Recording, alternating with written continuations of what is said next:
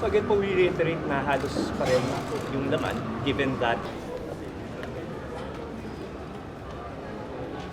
by the numerous members in the House. And second question, anong naharang noon? Dito na lang. Parang 70 time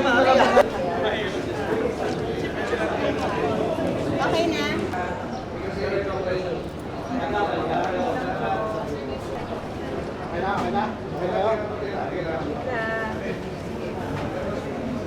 Ating mga manggagawa sa kanilang pabrika.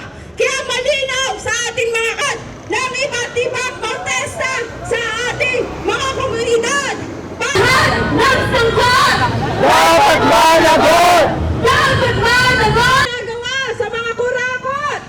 Ang mga reyna at hari ng korupsyon na katulad ang bayan! Ngayon ay lumalaban! Ngayon ay It's about time na panagutin na si VP Sara.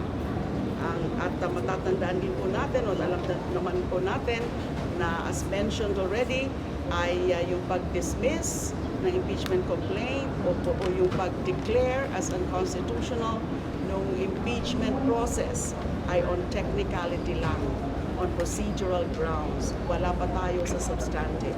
And that's why this new petition is just really a reiteration of the substantive grounds of the previous complaint.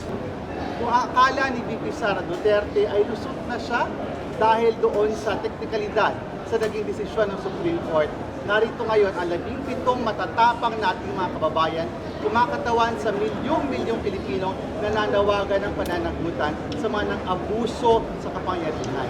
Nagprotesta tayo sa harap ng Kongreso para ipaalala sa mga mambabatas, their loyalty should be to the people, hindi sa kanilang political patron, hindi sa kanilang political dynasty, hindi sa Pangulo.